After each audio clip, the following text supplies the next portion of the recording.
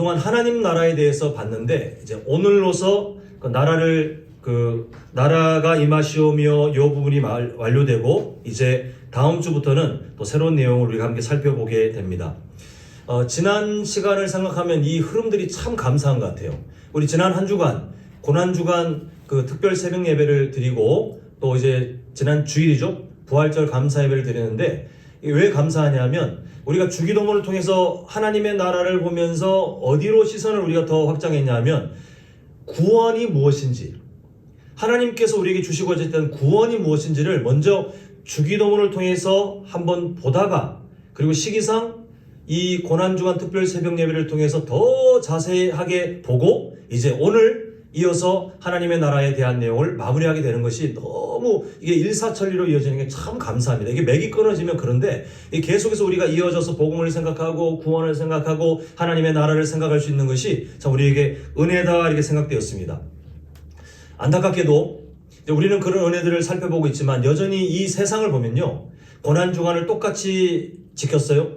그리고 부활절 감사예배도 아마 드렸을 겁니다. 그럼에도 지금 이 세상에는 여전히 하나님의 꿈에 대해서 무관심하고, 그리고 세상에 잘 먹고 잘 사는 것이 마치 비전인 것처럼 그렇게 살아가는 흔한 기독교인들이 한국 땅에 또 전 세계에 지금도 많이 살아가고 있습니다. 우리는 그렇게 되지 않았으면 좋겠어요. 우리 한남제일교회는 다른 건 몰라도 하나님께서 나중에 우리가 천국에 딱 갔을 때에 너 정말 내 마음에 다 집중해서 살더라. 너무 대단하다. 우리가 이 칭찬은 꼭 들었으면 좋겠습니다. 다른 건 몰라도 너 정말 내 마음에 정말 네가 집중해서 내 마음을 알아주고 살아간 것이 너무 귀하다. 이렇게 칭찬받을 만한 그런 교회가 되었으면 좋겠습니다. 그러려면 우리가 말씀을 통해서 하나님의 나라라는 그 안경을 끼고 성경 가운데 행하셨던 하나님의 일하심을 한번 찬찬히 들여다보고 또 앞으로도 계속 묵상하는 것이 좋겠는데요. 우리가 하나님의 꿈 예전에 한번 살펴봤습니다. 그 꿈이 뭐였냐면 창세기 3장 이후로부터 시작된 죄의 역사 가운데 하나님께서는 무너졌던 하나님의 나라를 회복시키는 것, 그리고 무너졌던 그 하나님의 형상들, 이제 사람이죠. 그 형상들을 다시 회복시키는 것이 하나님의 간절한 꿈이셨습니다. 그 꿈 때문에 아브라함을 부르셨고, 그 꿈 때문에 그 아이를 낳지 못하던 아브라함 가정을 통해서 나중에 민족을 만드셨고, 그 꿈 때문에 그 민족을 애굽에서 구원하시고, 그 꿈 때문에 그 민족에게 언약을 주시고, 그 꿈 때문에 그 연약한 민족을 가르치고 때로는 징계하고 다시 또 용서하시고, 그렇게 하시면서 하나님의 꿈을 이 세상에 계속 두셨던 것을 보게 됩니다. 하나님께서 꿈꾸시는 그 회복, 태어날 때부터 하나님을 거절할 수밖에 없고, 태어날 때부터 피조물인 인간이 감히 창조주 하나님 대신 내가 이 세상의 주인, 내가 이 인생의 주인이다라고 착각하게끔 살아가는 이 원죄를 가진 죄인들을 위하여 하나님께서 이루셨던 그 꿈, 바로 고난주간에 봤던 것과 같이 예수님이 우리 대신 그 모든 죄의 저주를 다 감당하고 나무에 달려 죽게 하신 그 일도 무엇 때문이냐면 하나님께서 갖고 계신 꿈을 실현시키기 위하여 하나님은 그 모든 구원 역사를 이루어 가셨다는 것입니다. 이제 주기도문 내용이 바로 여기에 연결되어 있습니다. 하나님의 나라, 그냥 막연하게 하나님의 나라가 아니라 우리가 지금 몇 주 동안 계속 보았다시피 하나님의 나라는 바로 창세기 3장 이전에 하나님께서 이 세상을 만드실 때부터 시작되었던 나라예요. 근데 인간의 죄 때문에 그게 마치 파괴된 것 같지만 하나님께서는 선언하시기를, 아니 나는 죄의 역사 가운데 그럼에도 내 나라를 만들어갈 거야 라고 하신 것이 바로 하나님의 나라였고, 그 나라를 예수 그리스도의 십자가 사랑을 통하여 실질적으로 이 땅에 한 사람 한 사람 구원받은 사람들의 삶을 통해서 나타내시는 것이 지금 하나님의 역사이기 때문에 우리는 하나님의 나라, 주기도문을 통해서 보는 그 하나님의 나라를 그 구원 역사 가운데 이해하는 것이 좋겠습니다. 그래서 우리가 지난 주기도문의 내용을 우리가 보면 9절, 아까 읽었지만 9절 보면 그러므로 너희는 이렇게 기도하라, 그 다음에 하늘에 계신 우리 아버지요. 근데 순서가 이게 아니라 그랬죠. 예수님께서 제자들에게 자 주기도문 내가 알려줄게 잘 따라해라 할 때 제일 먼저 나온 말이 뭡니까? 아빠. 하나님을 어떻게 불러요? 아빠라고 부를 수 있는 사람들이 어디에 소속되는 사람들입니까? 하나님 나라에 소속되는 사람들. 그래서 우리가 푸른나무 제자훈련 3주차, 자, 복습하는 겸 성경의 4가지 핵심 주제, 자, 시작. 창조, 타락, 구원. 이제 돌아오는 주에 뭐합니까? 재림. 자, 창조는 하나님과의 친밀한 관계가 어떻게 됐어요? 시작되었고, 그리고 창세기 3장에 나타났던 타락은 파괴되었고, 그리고 우리가 지난 주일에 함께 보았던 구원은 그 파괴된 관계가 회복되는 것이에요. 회복. 우리가 보았던 그 내용, 그래서 친밀한 관계가 회복된 사람들이 누릴 수 있는 정말 특권, 창조주이신 하나님을 향하여 아빠라고 언제든지 부를 수 있는 그 자유. 그냥 예의상 예수님이 그냥 대충 거짓말로 사람들에게 하신 말씀이 아니라 진짜 그렇게 살아나는 거예요. 우리가 아무리 연약해도 자신 있게 하나님을 향하여 아빠라고 부르며 차라리 회개 기도할 수 있는 그 은혜가 어디에서 나왔습니까? 예수님의 십자가 사랑부터. 그게 하나님의 나라에 소속된 사람들이 누리는 자유였습니다. 그게 오늘 9절의 내용이었고, 그 다음에 이어지는 10절을 보면 이름이 거룩히 여김을 받으시며, 9절 끝에 이름이 거룩히 여김을 받으시오며, 그런 아빠 하나님, 나의 친밀한 아버지라고 생각하지만 동시에 그 하나님은 온 우주를 초월하신 분이시기 때문에 그분의 이름은 거룩히 여김을 받으셔야 된다는 그 예배자의 마음도 살펴보았고, 우리가 지금 5주차인가요? 지금 꽤 길게 왔는데, 하나님의 나라가 임하시오며에 들어와서 하나님의 나라가 과연 무엇인지 성경 전반에 있는 내용들을 우리가 함께 정리해서 살펴보았습니다. 그래서 오늘 드디어 마무리. 물론 좀 더 다룰 것들이 있지만 이게 너무 길게 가면 우리 성도님들께서 그 뒤에 내용들에 집중하기 힘드실 것 같아서 하나님의 나라에 대한 내용을 오늘 한번 마무리해 보고자 하는데요. 이 하나님의 나라를 잘 이해하려면 죄와 구원, 이 2가지 내용을 건강하게 이해해야만 하나님의 나라를 우리가 볼 수 있다 말씀드렸습니다. 자, 오늘 하나님의 나라에 대한 저번 주였나요? 하나님의 나라에 대해서 말씀드릴 때에 죄로 파괴된, 그래서 하나님과 관계가 끊어진 이 사람들이 다시 구원을 받는다는 것은 어떤 의미가 있냐면 누구의 통치 안으로 들어옵니까? 예, 잘 알고 계시네요. 구원은 하나님의 통치를 거절하고 내팽개치고 갔던 그 탕자 비유가 바로 그 의미라 그랬죠. 그런 사람들을 예수님께서 자신의 죽음과 부활하심을 통해서 초청하시는 거예요. 다시 들어오라.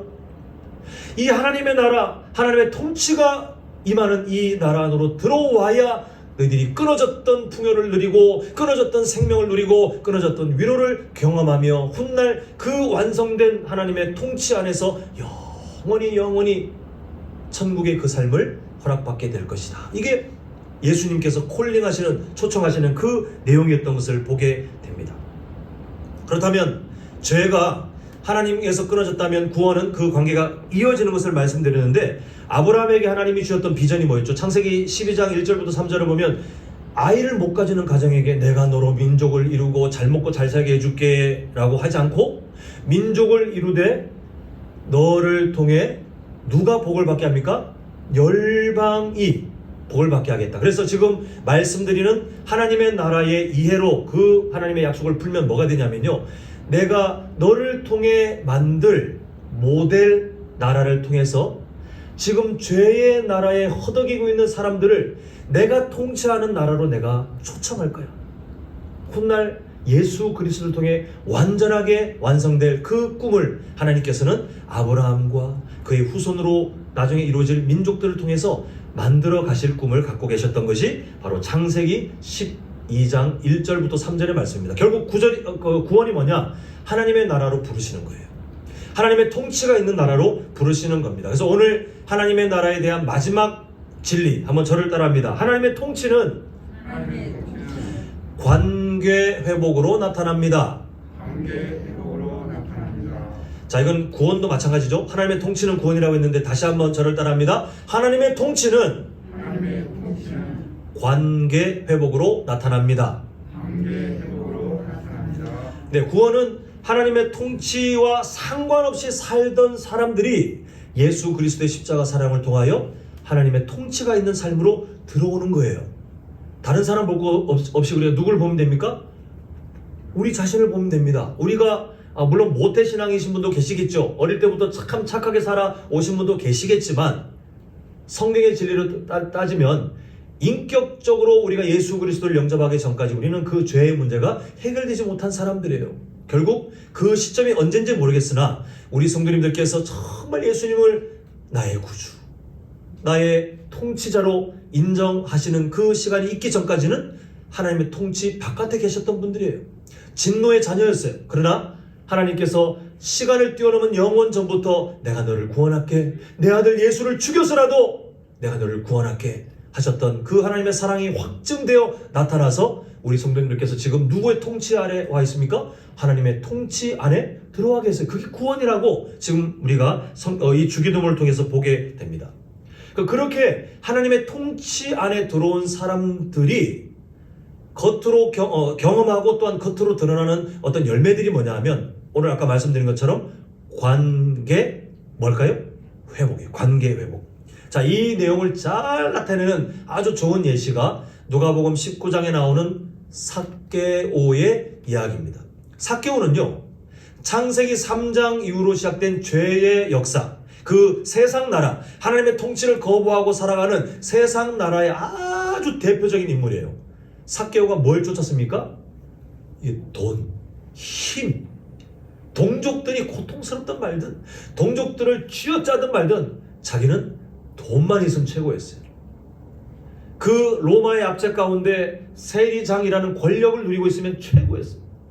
그게 인생의 목적이었습니다. 누가 뭐라고 해도 아무리 손가락질 당하고 저주를 퍼붓는 일이 있다 할지라도 상관없었어요. 왜냐하면 그게 인생의 목적이었는데 창세기 3장 이후로 시작된 하나님의 나라가 아닌 세상 나라가 바로 그렇게 유지되는 나라였어요. 힘과 그리고 돈.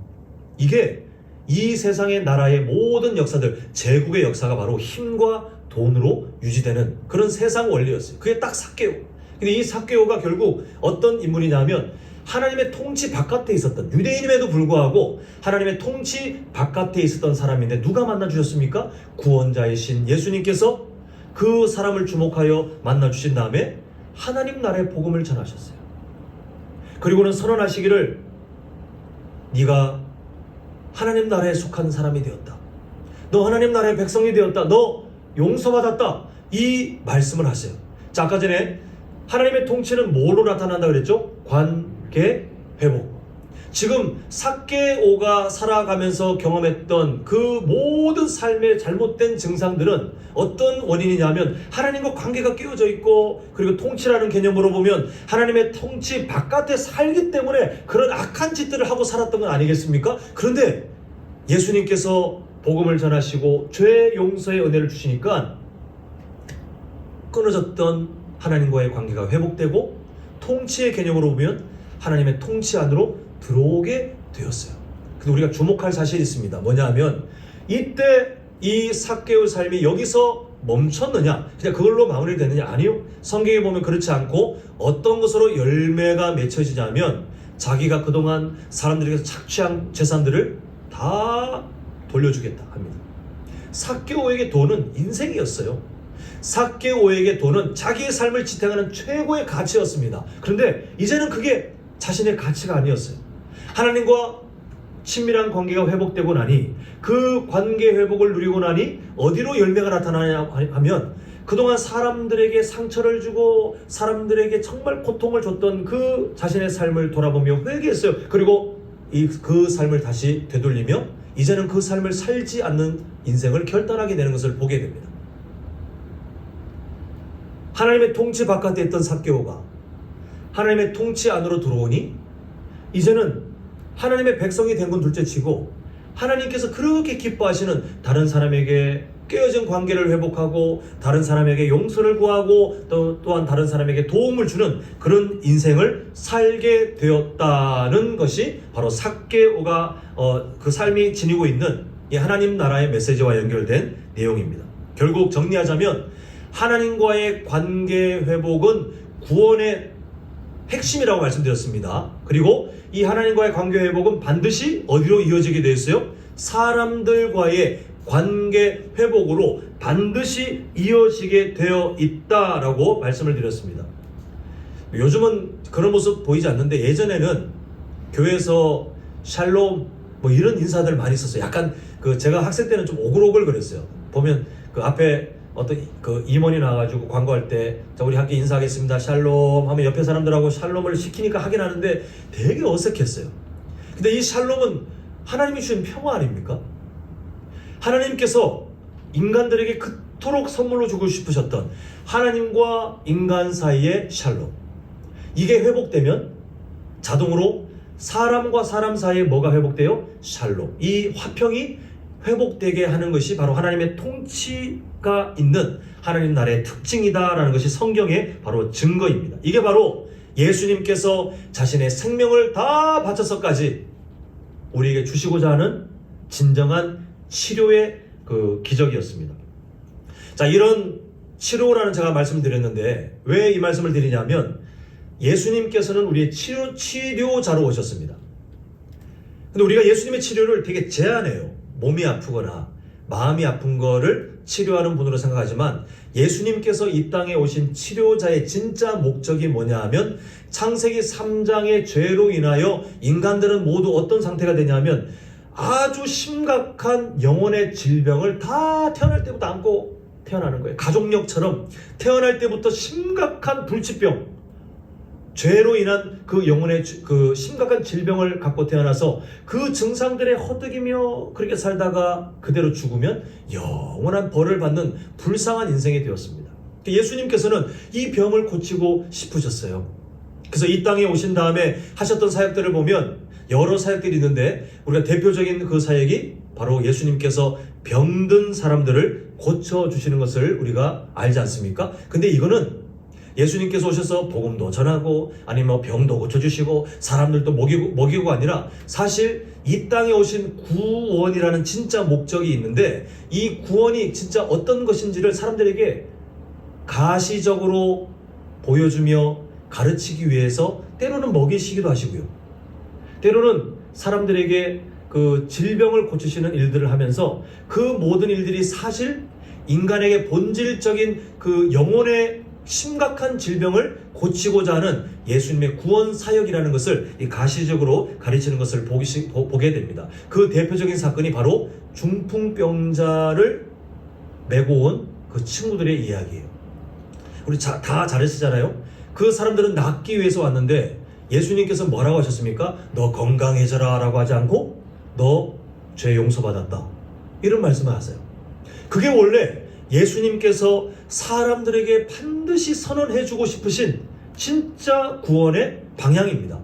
너 지금 영적인 질병, 영혼이 죽어있는 그 질병 가운데 있는데 너 용서받았다. 너 구원받았다. 너 그 질병이 나의 보혈을 통해서 이제 낫게 된다. 이 말씀을 사람들에게 선언하고 싶으신데 우리가 모르잖아요. 모르기 때문에 그것을 눈으로 보이게 드러나기 위해서 병이 낫는 기적들을 보여주시는데 이때 이 중풍병자에게 너 죄 용서 받았다 했더니 누가 불편해지냐면 서기관들과 바리새인들이 불편해졌어요. 인간이 무슨 하나님도 아니면서 죄가 없어졌다고 저 불경스러운 저런 나쁜 사람이 있나 막 분노하는 것을 보게 되는데 미련해서 그래요. 예수 그리스도께서는 중풍병자든 아니면 그 중풍병자를 메고 온 극률한 마음을 가진 친구들이든 아니면 예수님을 알아보지 못하고 시기 질투로 가득했던 서기관과 바리새인이든 예수님께서 갖고 계셨던 정말 간절한 마음이 뭐냐 하면 너희들 나를 통해서 그 심각한 영적 질병을 다 고침받아야 된다. 이게 정말 그 사람들에게 주시는 예수님의 사랑의 표현입니다. 그래서 이 중풍병자를 고치시는 예수님의 그 사역을 통해서 예수님께서는 원래 죄 용서를 선언하시는 것이 진짜 이 땅에 오신 목적이고 그 일을 이루시기 위해 때로는 가시적인 교육을 위해서 사람들의 병을 고치셨구나. 우리가 이렇게 한번 정리를 해볼 수 있습니다. 사랑하는 성도 여러분, 죄의 진짜 증상과 그 이후에 이어지는 일들을 우리가 보게 됩니다. 관계의 파괴. 하나님과 우리가 관계가 파괴되면 우리는 온갖 좋지 않은 것들이 다 튀어나와요. 창세기 3장 이후에 인간이 그렇지 않습니까? 하나님께서 이 세상을 만드시고 보시기에 심히 좋았더라 했던 그 상태의 세상에는 질병이 없어요. 그 질병은 하나님께서 원래 만드신 인간의 원래 설계도인 유전자가 잘못되는 순간부터 거기서부터 질병이 시작돼요. 원래 하나님께서는 완전한 사람을 만드셨어요. 그러나 창세기 3장의 최초의 범죄로 그 대가지불로 저주를 받고 난 이후 아담의 후손들은 다 하나님과 깨어진 관계 가운데 몸에도 질병이 생겨요. 그리고 인생 가운데 우리 내면에도 아픔이 생겨요. 할 수 있는 모든 것들을 시도해도 우리는 다 결핍, 절망, 결국은 두려움, 그런 상태로 살 수밖에 없는 그런 영적 질병을 모두가 다 안고 있었어요. 그것만 있습니까? 아니요. 하나님과의 관계가 깨어지면서 파생되는 또 하나의 파괴, 바로 사람과 사람 사이의 관계가 파괴되면서 이 세상에 어떤 것들이 가득 찹니까? 원래 하나님 나라는 없었던 서로 시기 질투하고 관계가 깨어지고 사회에 여러 좋지 않은 것들이 갈등들이 넘쳐나는 세상. 이게 왜 그렇습니까? 사람들은 있잖아요. 인간이 각박해졌어. 예전 같지 않아? 그렇게 좁게 해석할지 몰라도 우리 성도님들은 성경적인 시각으로 하셔야 돼요. 다 뭡니까? 죄 때문에 그래요. 죄로 인하여 하나님이 원래 만드셨던 그 하나님의 성품들이 다 파괴되니 사람과 사람 사이에 원래 친밀해야 될 관계가 파괴된 만큼 우리는 가족들 간에도 다툼이 있고 서로 상처를 주고 같이 교회 안에 있지만 예수님 믿는다고 하지만 우리가 완성되지 못했기 때문에 서로도 상처를 주고 상처를 받기도 하고 세상 사람들 막 사람들 죽이고 서로가 서로를 속이고 온 세상 난립니다. 이게 다 관계가 파괴된 그 현상들이다 라고 성경은 우리에게 말씀하고 있어요. 여기에 대해서 이 죄의 증상들, 영혼의 질병들이 해결될 수 있는 곳이 어딘가? 주기도문에서 알려주는 비결은 바로 하나님의 통치가 있는 하나님의 나라 안에 들어와야 이 질병들이 고쳐질 수 있다라고 선언하고 계시는 겁니다.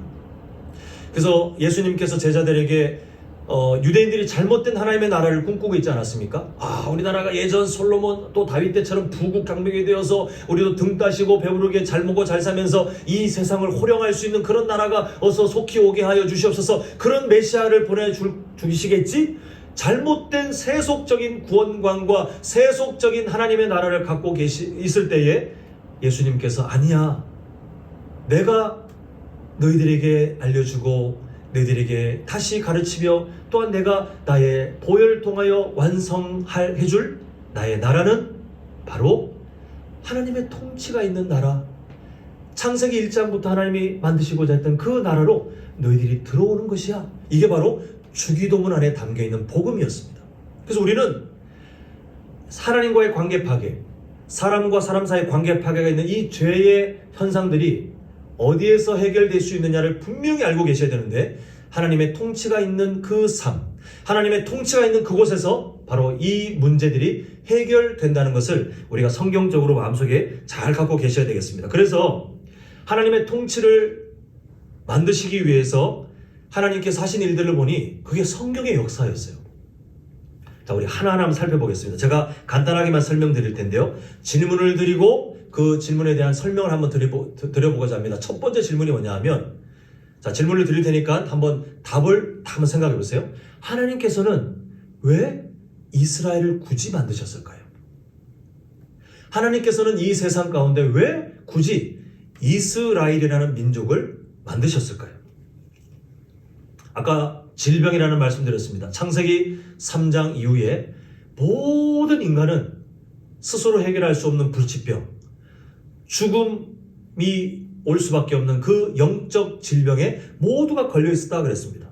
그 질병은 하나님과의 관계가 깨어진 그 죄 때문에 시작된 질병이었고, 또한 그것은 이웃과의 관계가 깨어지는 삶으로도 이어가서 인류 역사를 보면 계속 많은 문제들이 있었어요. 영혼의 질병이 가득한 세상. 이것을 모르는 사람들은 인류 역사가 어디 문명, 어디 문명, 뭐 이 나라가 이런 역사 가운데 이런 제국이 나타나고 또 세계사가 어떻게 돼서 지금 현대 문명까지 왔네라고 세계사를 정리할지 모르겠지만 우리는 압니다. 그 모든 역사는 결국은 영적 질병이 해결되지 않은 죄의 역사예요. 근데 하나님은 그 세상 가운데 죄의 질병에 가득 차 있는 세상 가운데 하나님께서 모델 나라를 딱 세워서 보여주고 싶으셨어요. 나의 통치 안에 있는 나라는 이 죄의 문제를 이겨내고, 나의 통치 안에 있는 나라는 이 죄의 문제로 나타나는 안 좋은 현상들을 이겨내고, 그리고 얼마나 많은 복을 누리고 살 수 있는지 내가 보여줄게 라고 샘플로 만든 나라가 바로 이스라엘이었습니다. 그래서 하나님께서는 이 이스라엘을 통해서 하나님의 나라를 보여주고 싶으셨어요.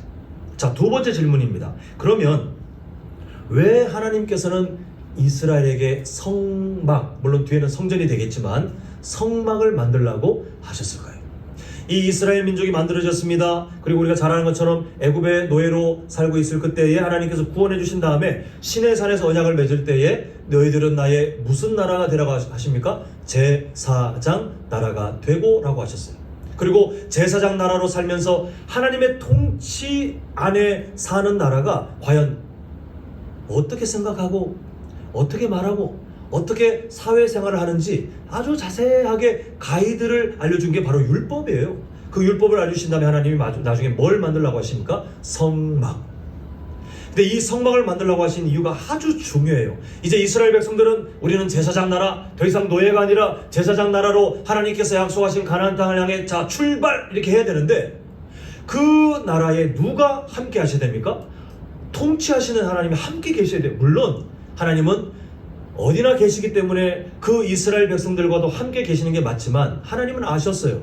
인간이 갖고 있는 연약함, 눈에 안 보이면 잊어버려요. 눈에 안 보이면 하나님의 계심에도 잊어버리는 그 이스라엘 역사를 우리가 이미 알지 않습니까? 그래서 하나님께서는 일부러 성막을 만드신 다음에 이스라엘 진영 늘 한가운데 그 성막을 위치해서 전진해도 같이 가고 멈춰도 같이 있고 늘 성막을 통하여 깨닫기 원하셨어요. 아, 저 성막을 볼 때마다 기억나는 거예요. 아, 우리는 하나님이 통치하시는 나라지. 우리는 지금 애굽에서 노예로 나온 다음에 그냥 떠돌이 생활하는 게 아니라 하나님께서 우리를 통치하시는 나라지. 이거를 깨달을 수 있도록 성막을 만들어 주셨습니다. 자, 세 번째 질문. 그러면 하나님께서는 왜 이스라엘에게 성막을 주신 다음에 제사 제도를 그렇게 복잡하게 아주 엄격하게 명령하셨을까요? 자, 지금 이스라엘 백성들은 영적 질병이 걸린 세상 가운데 샘플처럼 하나님의 나라, 하나님의 통치가 있는 나라가 얼마나 좋은 나라인지를 삶으로 보여줘야 돼요. 그 영적 질병이 치료되는 과정이 얼마나 귀한 것인지를 보여주려면 본인들이 그 치료를 경험해야 되잖아요. 근데 그 치료가 언제 일어나냐면 하나님 앞에 제물을 바치며 그 대속 제물을 통하여 하나님과의 관계가 회복되는 제사. 또 제사 보면 이웃과 이웃 관계에 화목하게 하는 제사가 있어요. 그래서 이 제사 제도를 통해서 하나님께서는 깨어져 있는 하나님과의 관계를 나중에 예수님께서 오시기 전까지 부분적이고 그리고 영원히 지속되는 것은 아니지만 계속 반복해서라도 하나님과 끊어진 관계를 제사를 통해서 다시 한번 고쳐가고, 또 사람과 사람 사이에 깨어졌던 관계를 그 제사 제도를 통해서 계속해서 고쳐가면서 그렇게 하나님의 나라가 될 수 있도록 제사 제도를 만들어 주셨습니다. 자, 이제 신약으로 넘어와서 네 번째 질문입니다. 그러면 하나님께서는 왜 예수님 믿는 사람들에게 성령님을 보내주셨을까요?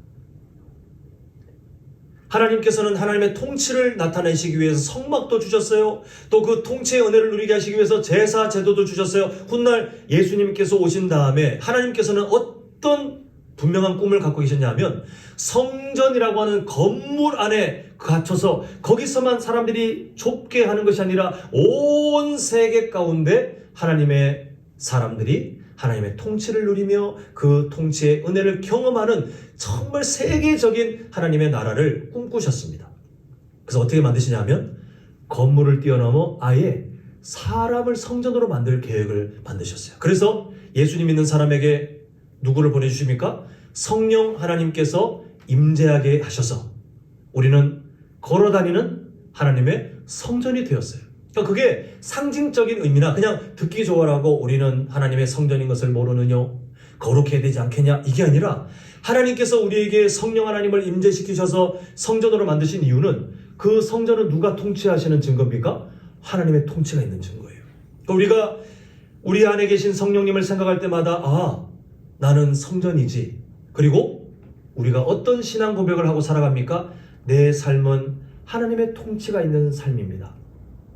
하나님, 내 삶은 성령께서 함께 계시니 그 하나님의 통치 가운데 나의 생각이 다스려지고 나의 말이 또한 변화되며 나의 행동들이 하나님께서 기뻐하시는 것을 향하여 자랑하는 하나님의 통치 안에 은혜를 누리는 사람입니다. 이걸 알고 경험하게 하시기 위해서 하나님께서는 우리에게 성령 하나님을 임재시켜 주셨어요.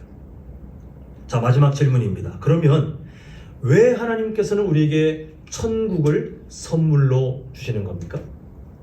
그것은 이 세상에 우리가 예수님 믿고 성령께서 함께 계십니다. 또 우리가 믿음의 교육 그 동역자들과 함께 예배도 드려요. 또 주일날 또 함께 마을 모임도 해요. 또 우리가 서로 더 그 기도의 제목을 나눌 수 있는 그런 친밀한 관계일 때는 서로 영적으로 의지하며 함께 살아가는 귀한 믿음의 공동체가 이 세상에 있습니다.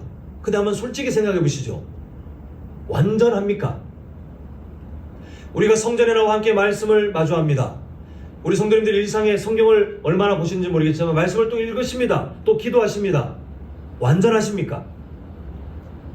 우리는 거룩을 완성하고 살 수가 없어요. 다만 천국에 도달하기 전까지 계속해서 훈련할 뿐입니다. 그 말은 무슨 말이냐면 아직 우리가 연약한 만큼 하나님께서 우리에게 주신 은혜를 우리가 다 받아먹지를 못해요.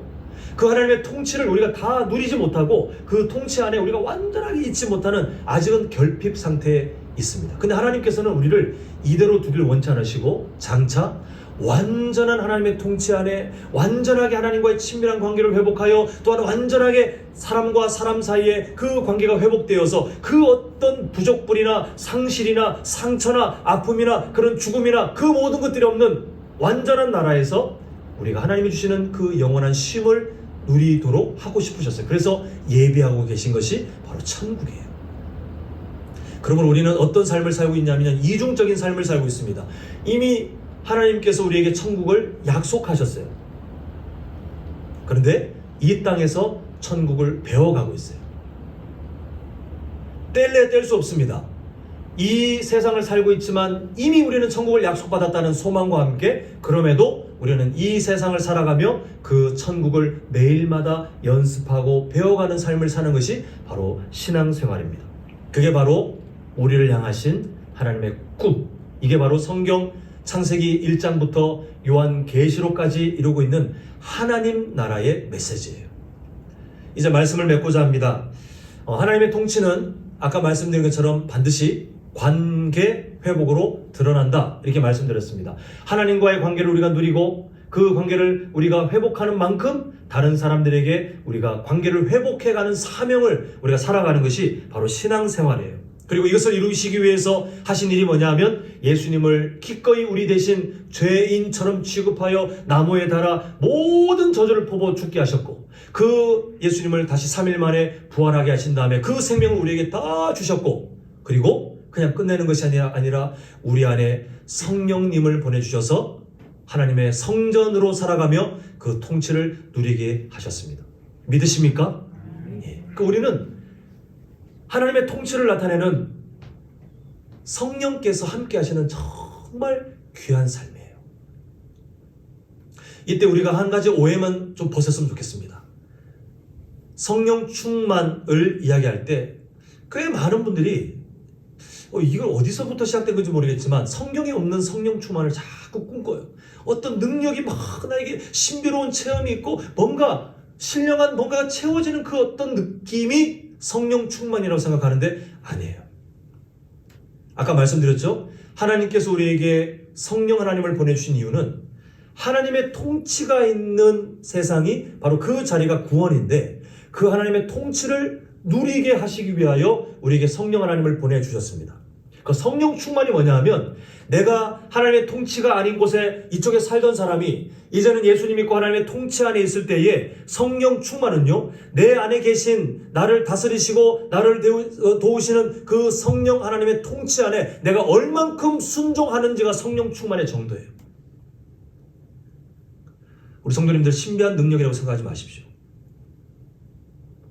어떤 은사, 특별한 은사라고 생각하지 마십시오. 그건 하나님께서 하나님의 사역에 맞게 우리를 사용하실 뿐, 성령 충만은 하나님의 통치에 우리가 얼만큼 순종하고 있느냐라고 성경은 말씀하고 있습니다. 그래서 성령의 열매 다 아시죠? 성령의 열매가 다 뭡니까? 다 성품과 관련되어 있어요. 다 인간의 성품과 관련된 말로 나타나고 있어요.